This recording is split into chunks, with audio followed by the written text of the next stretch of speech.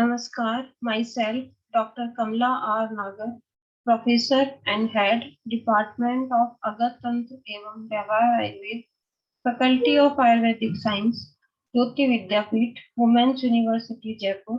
Today, I am going to share my session for BAMS third year Agat Tantra. As we know, Agat Tantra is Ayurvedic toxicology. इस संदर्भ में आज हम जो है कुछ मस्तिष्क प्रभावक मादक विषों का संदर्भ में बात करेंगे। मस्तिष्क प्रभावक मादक विष का मतलब है न्यूरोटॉक्सिक सेरिब्रल इनहिबिटिंग पॉइजन, जो मस्तिष्क और नर्वस सिस्टम पर इफेक्ट करते हैं। इस कड़ी में आज हम बात करेंगे मद्य व मदात्य की। जो द्रव्य बुद्धि का लोभ करते हैं उन्हें मदकारी द्रव्य कहते हैं। ये तम गुण प्रधान होते हैं, जैसे मद्य, सुरा आदि। विभिन्न आचार्यों के अनुसार मद्य के विभिन्न गुण बताए गए हैं। सुश्रुत के अनुसार जो मद्य है, सुश्रुत अष्टांग संग्रह, अष्टांग हृदय और चरक, ये आयुर्वेद के पवित्र साहित्य हैं, जिनमें मद्य के गुणों का इस प्रकार से वर्णन किया गया है।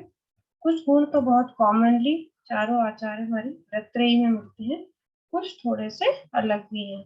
जो कॉमन गुण मिलते हैं वो इस प्रकार हैं: लघु, उष्ण, तीक्ष्ण, सूक्ष्म, व्यवायी, आशु, रुक्ष, विकासी, विशद और अम्ल। लेकिन चरक ने अम्ल गुण का वर्णन नहीं किया है। तो मद्य से उत्पन्न जो अवस्थाएं होती हैं वो 3 अवस्थाएं होती हैं, उनके बारे में हम जानकारी प्राप्त करेंगे। प्रथम अवस्था, जब मद्य ओज के गुणों पर अपना हानिकारक प्रभाव नहीं डालता है और हृदय जागृत स्थिति में रहकर अपने कार्यों को करता है, तो उसे प्रथम अवस्था कहते हैं। यह प्रहर्षण करने वाला, प्रसन्नता को बढ़ाने वाला, अन्न और पेय पदार्थों के गुणों को प्रकट करने वाला, वाद्य यंत्रों को बजाने, गाना गाने में रुचि पैदा करना, हास परिहास का प्रवर्तक, कथाओं को सुनने और सुनाने का प्रेरक होता है। यह बुद्धि तथा स्मृति का अपहरण नहीं करता। इसका सेवन करने से इंद्रियों के विषयों का उपभोग करने में वह सक्षम होता है। सुखपूर्वक वह सोता है और जागता है। इस प्रकार जो प्रथम मध्य की अवस्था है वह सुखद होती है। जो मध्यम अवस्था की अवस्था है वो है जब मद के प्रभाव ओजो धातु में पड़ने से उनके गुणों की थोड़ी हानि होने लगती है, तब उसे मध्यम या द्वितीय मद कहते हैं। इससे स्मृति कभी ठीक रहती है, कभी स्मृति का नाश हो जाता है। वह बार बार बोलता है और बार बार उसकी वाणी अवरुद्ध हो जाती है, अर्थात वह चाहते हुए भी नहीं बोल सकता। कभी ठीक बात करता है, कभी अयुक्त बात करता है। जो न कहने लायक या गुप्त बातें होती हैं, उन्हें भी मद के आवेश में आकर बोलने लगता है। उसका सिर घूमने लगता है और चक्कर आने लगते हैं। तो जो मद्य सेवन किया हुआ है, तो उठना बैठना, उसका खाना पीना, बातचीत आदि सभी कार्यों में उसका क्रम बदलता रहता है, अर्थात उचित और अनुचित दोनों प्रकार के व्यवहार जो मदाक्रांत है उसमें चलते रहते हैं या परिलक्षित होते हैं।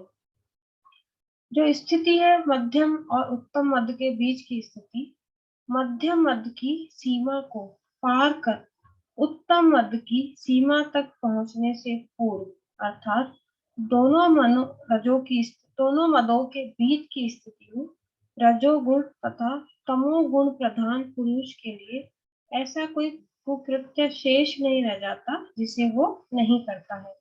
अब जो है तृतीय मद की अवस्था किस तरह से होती है? जब मद के प्रभाव से ओज धातु पूर्ण रूप से नष्ट हो जाती है, तो उसे उत्तम या तृतीय मद कहते हैं। इस अवस्था में मद्य पीने वाला टूटी हुई लकड़ी के समान निष्क्रिय हो जाता है। मद और मोह से उसका मन निष्क्रिय हो जाता है। वह जीवित रहता हुआ भी मरे हुए प्राणी के समान हो जाता है। उसका आकर्षण किसी भी मनोहपहारी विषय की ओर नहीं हो पाता है।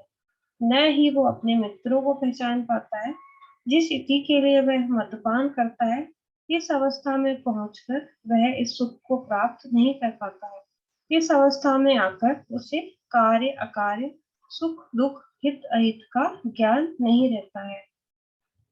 तो जो मदात्य है उसके 4 भेद हैं: वातज मदात्य, पित्तज मदात्य, कफत मदात्य एवं त्रिदोषज मदात्य।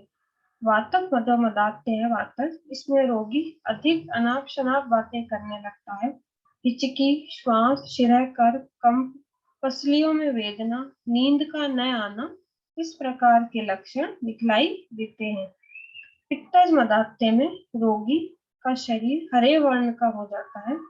प्यास अधिक लगना, जलन, ज्वर, पसीना, मूर्छा, अतिसार तथा चक्कर आ रहे होते हैं तो उसे पित्तज मदात्य समझना चाहिए। यदि पित्तज मदात्य वात प्रकृति प्रधान पुरुष का हो जाता है तो वह शीघ्र शांत हो जाता है, अर्थात उस रोगी को तुरंत मृत्यु की ओर अग्रसर कर देता है। जो कफज मदात्य है, इसमें रोगी को वमन, भोजन के प्रति अरुचि, जी मचलाना, तंद्रा, गीले कपड़े से शरीर ढका हुआ हो, ऐसी अनुभूति होती है और शरीर का भारी होना, ये लक्षण मिलते हैं। त्रिदोष मदात्य में सभी दोषों के लक्षण पाए जाते हैं। जो मद्यपी व्यक्ति मद का त्याग करने के पश्चात पुनः सहसा अति मद्यपान करता है, उसे ध्वंसक एवं विक्षय नामक रोग हो जाता है। ध्वंसक में क्या होता है, उसके लक्षण इस प्रकार है: मुख से श्लेष्मा का निरंतर निकलते रहना, गले और मुख का सूखना, ऊंचे स्वर को सहन नहीं कर पाना, तंद्रा तथा निद्रा का अधिक आना, ये ध्वंसक के लक्षण होते हैं। विक्षय में हृदय रोग, गल रोग, बेहोशी, वमन, शरीर के अवयवों में वेदना, ज्वर, बार बार प्यास का लगना, कास, शिरशूल, इस तरह के जो लक्षण है वो विक्षय में मिलते हैं। जो मदात्य चिकित्सा है, सभी प्रकार की मदात्य रोग त्रिदोष जनित होते हैं, किंतु उन दोषों में तरतम भाव अवश्य देखा जाता है। अतः चिकित्सा करते समय जिस दोष की अधिकता दिखे, पहले उस दोष की चिकित्सा करनी चाहिए। ये मदात्य चिकित्सा का चिकित्सा सूत्र है। अथवा मदात्य रोग में कफ स्थान के क्रम से चिकित्सा करनी चाहिए, क्योंकि प्राय ऐसा देखा जाता है कि पित्त तथा वात दोष का प्रकोप कफ के बाद होता है।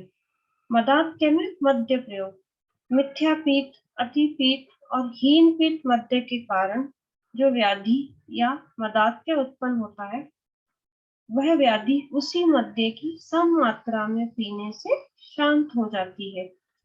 मद्य के प्रमाण को जानने वाला चिकित्सक मद्य में सौचर नमक, परियार नमक, सेंधा नमक, बिजोरा नींबू का रस, अदरक का रस तथा ठंडा जल मिलाकर रोगी को दे, जिससे इस प्रकार ही मदकारक नहीं होता है। मदात्य में मद्य प्रयोग का महत्व है।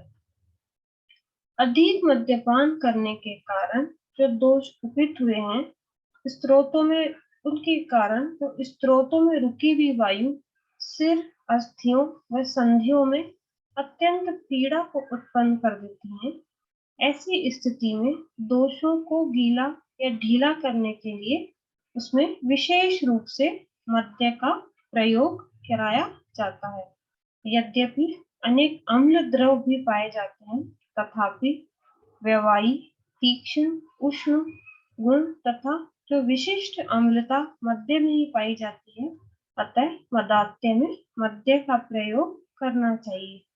मदात्य में मद्यपान किस प्रकार से करवाना चाहिए, उसका वर्णन हमारे आयुर्वेद के शास्त्रों में वैज्ञानिक एवं व्यवहारिक तरीके से बताया गया है। वातजन्य मदात्य में रोग नाशनार्थ मध्य में काला नमक, त्रिकटु चूर्ण और कुछ जल मिलाकर पिए। पैतृक मदात्य में रोग नाशनार्थ मूंग के यूष में मिश्री मिलाकर अथवा मांस रस को मधु, जीवनी आदि गण औषधियों के साथ पकाकर स्वादु बनाकर पीवे, तथा चंदनाभिलेप, शीत जलाभिषेक, धारा गृह शयन आदि शीतल क्रियाएं करें। कफ जन्य मदात्य रोग में प्रथम यथाशक्ति लंघन करना चाहिए तथा तिलकटु, पंचकोल आदि दीपनी औषधियों के चूर्ण को मिलाकर मध्य पीना चाहिए। इस प्रकार आयुर्वेद में चरक चिकित्सा की 23वें अध्याय में मदात्य चिकित्सा का बहुत ही सुंदर वर्णन किया गया है। मदात्य में मध्य का प्रयोग आयुर्वेद की अपनी वैज्ञानिकता है। इस क्रम को पालन करने से कभी भी जो मध्यकारी जो अवस्थाएं हैं वो इतनी उग्र रूप में धारण नहीं होती है कि मृत्यु को प्राप्त हो, मरीज मृत्यु को प्राप्त हो। इस प्रकार मदात्य चिकित्सा का इस सेशन में वर्णन किया गया है। आशा है आपके लिए वर्णन लाभकारी रहा होगा। धन्यवाद।